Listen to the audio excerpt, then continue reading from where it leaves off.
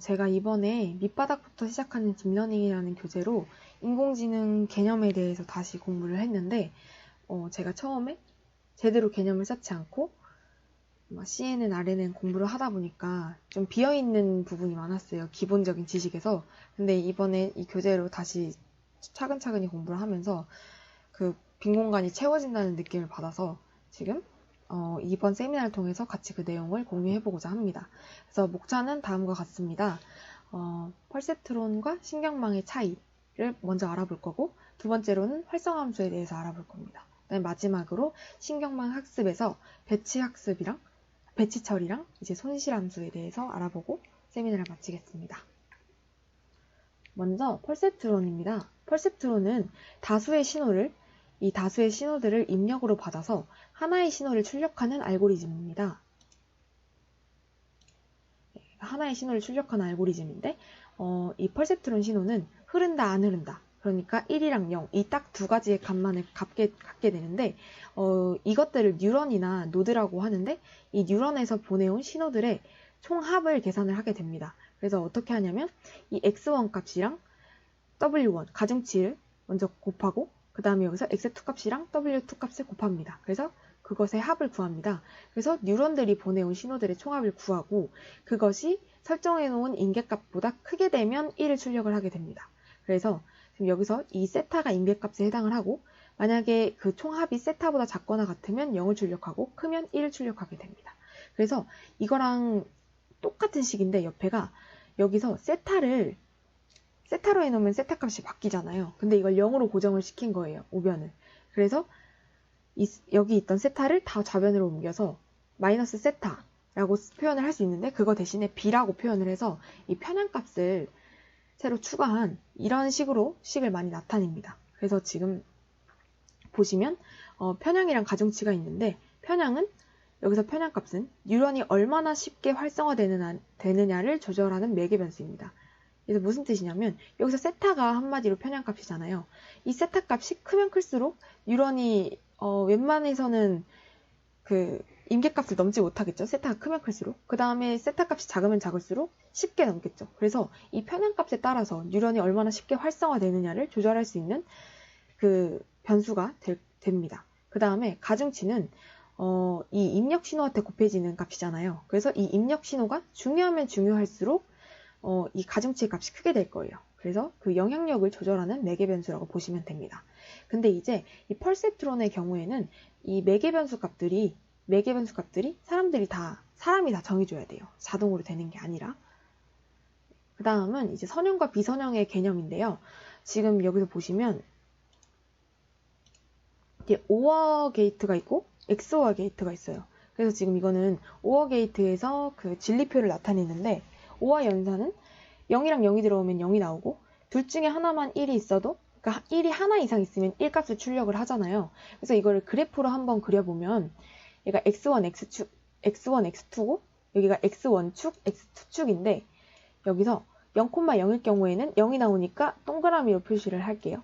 그 다음에 1,0은 1이 나오니까 세모로 표시하고, 또 세모로 표시하고, 세모로 표시합니다. 그래서 만약에 이렇게 딱 돼 있을 때 선을 하나 그어서 0이 나오는 거랑 출력값이 0이 나오는 거랑 1이 나오는 걸 나눠봐 했을 때는 이렇게 그으면 될 거예요. 이렇게 그으면 여기 영역은 0이 나오는 영역이고, 여기 영역은 다 1이 나오는 영역이 되겠죠. 그래서 이때는 선형함수로 나타낼 수 있습니다. 근데 이제 XOR 게이트의 경우에는, XOR 연산은 1이 하나만 있을 때만 1이 나오잖아요.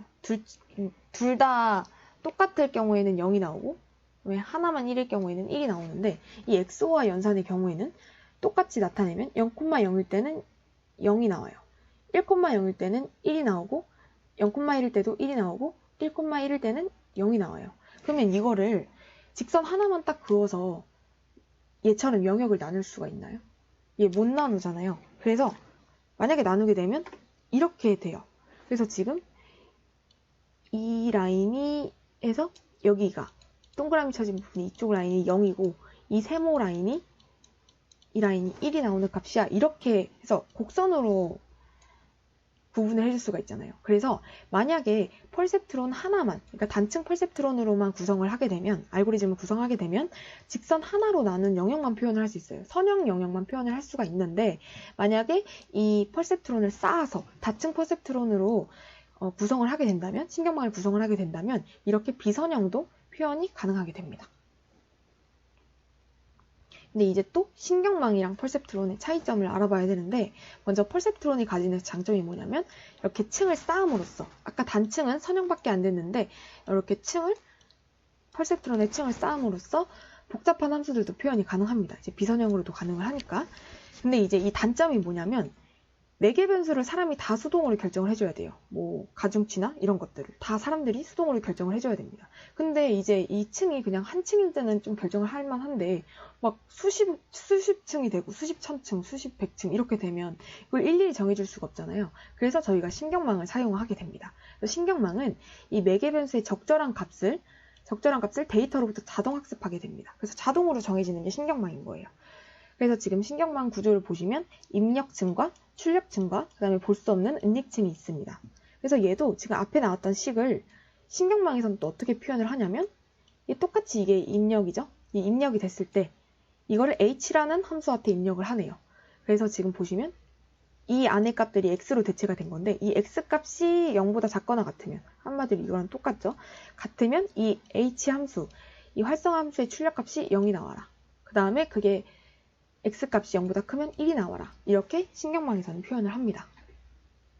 그래서 지금 말씀드렸듯이 이 h 함수가 활성화 함수가 되는 거고, 이 활성화 함수는 그 입력 신호의 총합, 이 입력 신호의 총합을 출력 신호로 변환을 하는 함수입니다. 그래서 이 입력 신호의 총합이 활성화를 일으키는지 아닌지를 결정하는 역할을 하게 됩니다. 그래서 활성화 함수의 종류도 여러 가지가 있는데, 먼저 계단 함수, 시그모이드 함수를 먼저 알아볼게요. 그래서 계단 함수의 경우에는 펄셉트론이 사용하는 활성화 함수예요. 그래서 이것도 큰 차이예요.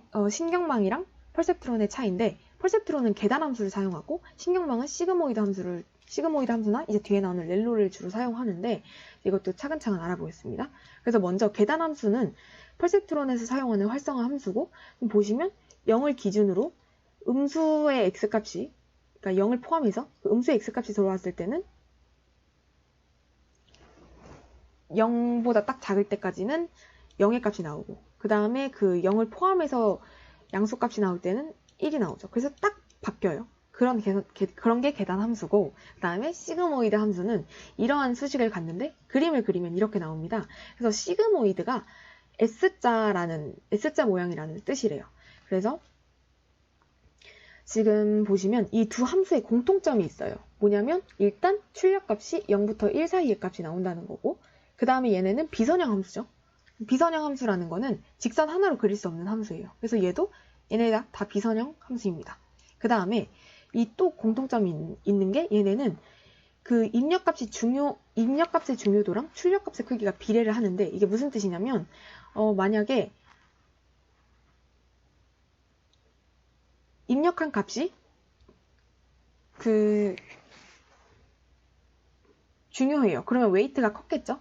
그러면 넘을 가능성이 높잖아요. 그래서 그 큰 값이 들어왔을 때 출력값의 크기도 커집니다. 큰 값이 들어왔을 때 1이 나오죠. 이때는 그냥 계단 함수의 경우는 1 아니면 0이니까. 그런데 시그모이드 함수의 경우는 큰 값이 들어오면 크면 클수록 1에 가까운 값이 나오고, 그다음 작으면 작을수록, 중요도가 낮으면 낮을수록 이제 0에 가까운 값이 나오죠. 그래서 이제 중요도랑 출력값의 크기가 비례한다는 공통점이 있습니다. 근데 이 두 함수의 큰 차이점이 뭐냐면, 일단 계단 함수는 0 아니면 1이에요. 그래서 그냥 갑자기 어느 순간만 딱 되면 갑자기 1로 바뀌어 버리는데, 얘는 연속적으로 변해요. 이제 그 숫자가 작은 거에서 큰 거로 갈 때 연속적으로 점점 증가하게 되는 이런 그 결과값의 차이가 있고, 그 다음에 시그모이드 함수는 뭐 0.01, 0.15 이런 식으로 실수값을 반환을 해주는데, 계단 함수는 0 아니면 1을 딱 두 가지만 반환을 한다는 차이점이 있죠. 네, 그 다음에 또 활성화 함수에는 렐로 함수가 있는데, 이거는 이제 이 0을 기준으로 0을 넘으면 입력한 값을 그대로 출력을 해주고, 그 다음에 만약에 입력받은 그 x값이 0보다 작거나 같으면, 0 이하면 0을 출력해줍니다. 그러니까 음수가 나오지 않게 하는 거죠. 그 다음에 이제 또 활성함수가 출력층에서도 설계가 되는데, 사용이 되는데, 이제 그 출력층이 어떤 문제이냐에 따라서 이 활성함수가 결정이 됩니다. 그래서 분류 문제랑 회귀 문제로 나눌 수가 있어요. 분류 문제는 뭐냐면 데이터가 어떤 클래스에 속하는지 분류하는 문제예요. 그래서 예를 들면 강아지 사진이 딱 들어왔을 때 이게 강아지인지 고양이인지 분류하는 문제가 분류 문제에 해당이 되고, 회귀는 어떤 거냐면 입력 데이터가 들어왔을 때 그것의 수치를 예측하는 문제인데, 예를 들면 제가 어떤 사람 사진을 넣었어요. 그래서 그러면 이제 그 사진을 바탕으로 이제 사진 속 인물의 몸무게를 예측하는 거죠. 그러니까 예측했을 때 50.3kg라는 이제 수치를 예측하게 되는 그런 문제를 회귀 문제라고 합니다. 그래서 분류 문제일 때는 소프트맥스 함수를 사용하게 됩니다. 그 다음에 회귀 문제일 때는 항등함수를 사용하게 되는데, 항등함수는 그냥 말 그대로 입력을 그대로 출력을 해요. 그래서 지금 그림도 굉장히 단순한데 입력을 그대로 출력하는 게 항등함수고, 그 다음에 이제 소프트맥스 함수를 보면 이렇게 식이 생겼어요. 근데 지금 여기서 보시면 알 수 있는데, 여기서 n이 해당하는 게 출력층 뉴런의 개수거든요. 그러면 얘는 i는 1부터 그 출력층 뉴런의 개수만큼 이게 i 값이 변하는 거니까 모든 입력에 대해서 그것의 지수함수 값을 구하라는 거예요. 그러니까 얘는 그냥 고정이 돼 있는 거예요. 이 몇 번째 출력이든 k 값에 상관이 없이 분모는 모든 입력 신호에 대한 지수함수의 합, 모든 입력 신호에 대한 이게 지수함수에다가 넣는 거거든요. 그 지수함수의 합을 의미하는 거예요. 분모는. 그러니까 분모는 그냥 다 똑같아요. 그 다음에 분자가 그때 해당하는 첫 번째든 두 번째든 세 번째든 그 해당하는 입력 신호의 지수함수 값이죠. 그래서 그렇게 표현을 하는데, 일단 소프트맥스 함수 값은 이 출력층이 각 뉴런의 모든 입력 신호에서 영향을 받는다. 이 뜻이 제가 방금 말한 거예요. 왜냐하면 분모가 지금 A1부터 이 그림의 경우는 A1부터 3를 다 그 지수함수에 넣은 값을 다 더하는 거니까 다 영향을 받아요. 그래서 지금 이 그림에서도 이 Y1 하나 출력하는데 A1도 영향을 주고 A2도 영향을 주고 A3도 영향을 줍니다. 그래서 출력층의 각 뉴런이 모든 입력 신호에서 영향을 받는다. 그런 특징이 있고, 그 다음에 소프트맥스 함수의 결과값은 0에서 1 사이의 실수값이 나옵니다. 그 다음에 그 모든 출력대의 총합이 1이 나옵니다. 그래서 지금 보시면 만약에 아까 그 고양이랑 강아지에서 강아지의 확률이 0.8이었으면 고양이의 확률은 0.2인 거죠. 그래서 이렇게 딱 분류하는 문제가 나왔을 때 합이 1이 나옵니다. 그래서 소프트맥스 함수 출력은 확률로 해석이 가능합니다. 그 다음에 지금 여기서 보시면 알 수 있듯이 분모는 고정돼 있고 분자만 이 y는 2의 x 이 함수에다 넣는 거잖아요. 근데 이 함수는 생긴 개형이 이렇게 생겼어요. 증가함수예요. 그래서 만약에 A1이 A2보다 작았으면 이게 그림이 만약에 A1이 A2보다 작았으면 이 함수값도 이 출력값도 그대로 A1이 A2보다 작아요. 그러니까 원소의 대소관계가 변하지 않아요. 그렇기 때문에 만약에 이 모델을 학습시킬 때는 소프트맥스가 필요하죠. 그래서 학습시킬 때는 소프트맥스를 사용을 하는데 학습이 다 되고 추론을 시킬 때는 이 소프트맥스 함수를 생략한다고 합니다. 왜냐하면 이 지수함수를 계산하는 게 부담이 되기 때문에 그 자원 낭비를 줄이려고 생략하는 것이 일반적이라고 합니다.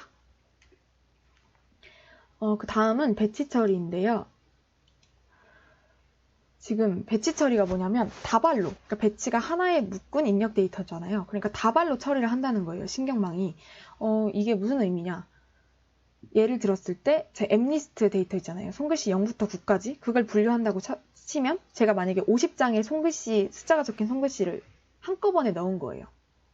그래서 그 다음에 한꺼번에 넣고 그 다음에 이 문제는 클래스 분류 문제잖아요. 10개의 클래스, 0부터 9까지 숫자로 그 10개의 클래스로 분류하는 문제인데 지금 어떻게 되냐면 제가 50장을 넣는 거죠. 50장의 이미지를 넣고 그 다음에 그거 곱하기 처음에 입력 데이터의 쉐입이 어떻게 되냐면 50장 곱하기 그 데이터 하나의 배열 크기, 그러니까 제가 넣는 이미지 하나의 배열 크기 2개를 곱한 값이 입력 데이터에 쉐입이 됩니다.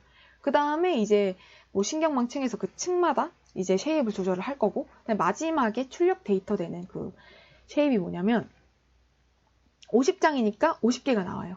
그 다음에 클래스가 10개로 나눠야 되니까 그 10개에 대한, 그러니까 그 이미지 하나에 대한 10개의 클래스 분류값이 나오는데, 그러니까 이게 이렇게만 봤을 땐 이해가 안 되는데, 그래서 제가 옆에다 그림을 그렸어요. 지금 보시면 지금 이 0부터 49가 제가 입력했던 그 이미지 50장에 해당합니다. 이게 배치 사이즈인 거고, 그 다음에 10개의 클래스로 분류를 해야 되잖아요. 그래서 0부터 9까지가 있습니다. 그러면 이게 이미지 첫 번째겠죠? 그럼 첫 번째 이미지에 대한, 첫 번째 이미지가 예를 들어 정답이 1이었어요. 숫자 1.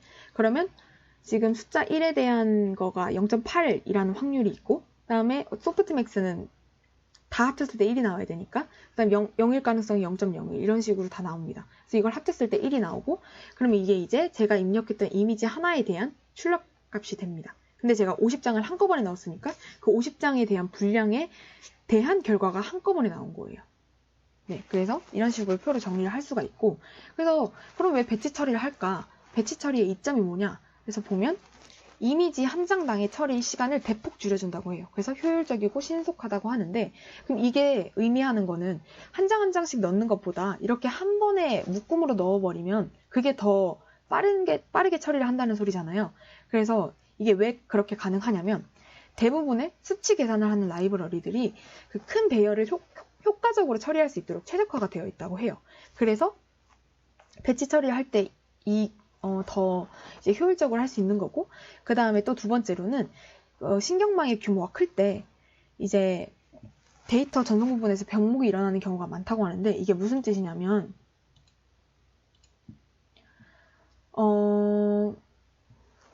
만약에 이게 지금 보통 신경망은 CPU나 GPU잖아요. CPU나 GPU로 처리를 해요. 그러면 이 속도는 굉장히 빨라요. 계산 속도는 굉장히 빠른데, 제가 만약에 이미지를 한 장씩만 넣어주면 이 이미지를 얘가 데이터 버스를 통해서 얘한테 전달해주는 그 시간이 더 오래 걸리는 거예요. 그래서 얘는 바로 딱 처리를 해버리는데, 난 다 처리했어. 기다리고 있는데 안 오는 거예요. 그러니까 그 성능을 100% 발휘를 못하죠. 그러니까 이런 경우를 병목 현상이라고 하는데, 이제 만약에 여기다 한꺼번에 딱 넣어주면 이거 이동하는, 얘가 이제 또 처리하는 시간이 걸릴 거고, 그 또 사이에 또 다발로 주니까 이제 그 버스에 배치 처리를 하면 이렇게 데이터를 일일이 넘겨주지 않아도 되니까 그 버스에 주는 부하들이 감소하겠죠. 그래서 그냥 쉽게 표현을 하자면 컴퓨터가 그 큰 배열을 한꺼번에 계산하는 속도가 하나하나 계산하는 속도보다 훨씬 빠르다고 생각하시면 됩니다. 그 다음에 이제 신경망을 학습하는 단계인데요. 학습한다는 뜻이 무슨 뜻이냐면, 훈련 데이터로부터 가중치 매개 변수의 최저값을 획득하는 거. 자동으로. 그러니까 자동으로 획득하는 그 과정이 학습 과정인 거예요. 그래서 딱 그 신경망 모델에 딱 맞는 그 매개 변수 값을 획득하는 과정이 학습 과정이라고 보시면 됩니다. 그래서 이때 학습할 때 지표로 삼는 함수가 뭐냐? 손실함수입니다. 그래서 이 학습의 목표는 이 손실함수 값을 가장 작게 만드는 그때의 가중치 매개 변수를 찾는 것이 이 학습 과정의 목표라고 보시면 됩니다. 그래서 지금 보시면 데이터를 학습할 때 어떻게 하냐면, 데이터를 두 가지로 나눠요. 훈련 데이터랑 시험 데이터로. 그래서 트레이닝 데이터랑 테스트 데이터로 나누고, 그래서 맨 처음에는 이 트레이닝 데이터만을 사용해서 학습을 합니다. 그래서 이제 최적의 매개 변수를 찾았겠죠? 그러면 이제 이 테스트 데이터로 이게 잘 학습이 됐는지를 평가하는 거예요. 훈련된 모델을 평가합니다. 그래서 왜 데이터를 나누냐? 우리가 만들 모델이 범용적인 모델이 돼야 될 거 아니에요. 그래서 만약에 데이터를 안 나누고 그걸로 다 학습을 하고 그걸로 다 테스트를 해버리면 무조건 그냥 100% 다 맞는 모델이 나올 거지만, 근데 이제 그거를 제대로 학습됐는지를 확인하려면 그 전에 훈련되지 않았던 것들을 넣어줘서 이게 잘 됐는지 확인을 해야 되니까 이제 데이터를 나누는 과정이 필요하게 됩니다. 만약에 이 과정이 잘 안 됐으면 오버피팅이 발생하게 되겠죠. 네, 그 다음 마지막으로 이제 손실함수인데, 손실함수는 이제 방금 앞에서 말했던 그 신경망 학습에서 최적의 매개변수 값을 탐색하기 위해서 사용하는 지표입니다. 그래서 손실함수에는 오차 제곱합이랑 교차 엔트로피 오차가 있는데 지금 오차 제곱합은 수식이 이렇게 돼요. 그래서 이 y가 신경망의 출력, 그러니까 신경망이 추정했던 그 값이고 이 t가 정답 레이블인데 그 정답 레이블은 이제 원핫 인코딩으로 돼서 001, 그 정답만 1이고 나머지는 다 0이에요. 그러면 얘가 정답을 y가 정답 값이니까 정답일 때는 1에 가까운 숫자를 출력할 거 아니에요? 그러면 그 나머지는 다 0일 거 아니에요? 정답이 아닐 때는 다 0이니까 그 정답이 아닌 부분에 대해서는 얘의 추정값이 낮아야 되겠죠? 왜냐면 손실함수 값이 작을수록 그 신경망이 잘 학습이 된 거잖아요. 그러니까 그 원리가 어떤 원리냐면 신경망이 잘 학습이 됐다는 거는 이 정답을 찾을 확률이 높다는 거니까 정답이 아닌 데이터에 대해서는 그게 정답이라고 추정했을 가능성이 낮아야 되는 거잖아요. 그 확률이. 그래서 그때는 정답이 아닐 때는 t값이 0일 거고 그 다음에 그때 추정이 잘 됐다면 얘가 학습이 잘 됐다면 추정값도 뭐 0.001 이런 식으로 나와야겠죠. 그러면 이제 이 제곱한 값이 작을 거예요. 그런 식으로 이제 시그마니까 합하는 건데 그 다음에 정답일 때는 또 1에 가까운 숫자가 나와야지 이 안에 있는 값이 작아질 거고 그러면 이제 그런 식으로 잘 얘가 학습이 됐을 때는 이 2의 값이 작아질 거예요. 그쵸? 그래서 지금 보시면 얘가 정답이 2래요. 정답이 2여서 2인 확률이 좀 높게 설정이 됐고 나머지는 적당히 작아요. 그랬을 때는 이 오차 제곱합 값이 0.0975 이렇게 나오는데 만약에 얘가 완전 땡뚱맞게 7일 확률이 가장 높다고 추측을 해버린 거예요. 이렇게. 그랬을 때는 지금 오차값이 0.59 이렇게까지 나왔죠. 그러니까 이제 손실함수 값이 작으면 작을수록 이제 학습이 잘 된 거구나 라고 판단을 하게 됩니다. 그 다음에 이제 교차 엔트로피도 같은 원리긴 한데 이제 보시면 얘는 이제 t값이랑 그 y값의 로그의 취향값을 곱해요. 그러면 이제 얘는 오답일 때는 t가 0이 되니까 곱하기 하니까 이제 오답일 때는 그냥 아예 계산을 안 하는 거고 t가 1일 때만 이제 이게 유효한 값이 될 텐데 그러면 t가 1일 때 얘가 예측한 값이 그러니까 이 그래프랑 보시면 아는데 이게 로그 함수 그래프거든요. 그러면 만약에 얘가 t가 1일 때 1에 가까운 값으로 예측을 해야 그게 잘 한 거잖아요. 잘 학습이 된 거잖아요. 그러면 이제 1에 가까운 값이 나올수록 이게 0이 나와요. 로그 함수는. 그럼 0이 나온다는 것은 이 시그마 한 값이 작아진다는 소리겠죠. 계속 0에 가까운 숫자들만 더 가니까 이 정답 아닐 때는 나머지는 다 0이니까 그러면 그때의 결과도 어쨌든 이 손실함수가 굉장히 작아지겠죠. 근데 만약에 얘가 t가 1일 때 그 y값이 0에 가까운 거예요. 그 확률이. 그 정답일 확률이 0에 가까워요. 그러면 이제 마이너스 4 막 이러죠. 그러면 만약에 이 로그 값이 마이너스 4가 나왔고 그때 t가 1이면 마이너스 4고 그 다음에 이거는 앞에 음수 붙어 있으니까 같이 합쳐주면 플러스 4가 되겠죠. 그럼 이제 오차가 굉장히 커지는 거예요. 그런 식으로 이제 손실함수가 구성이 됩니다. 네. 감사합니다.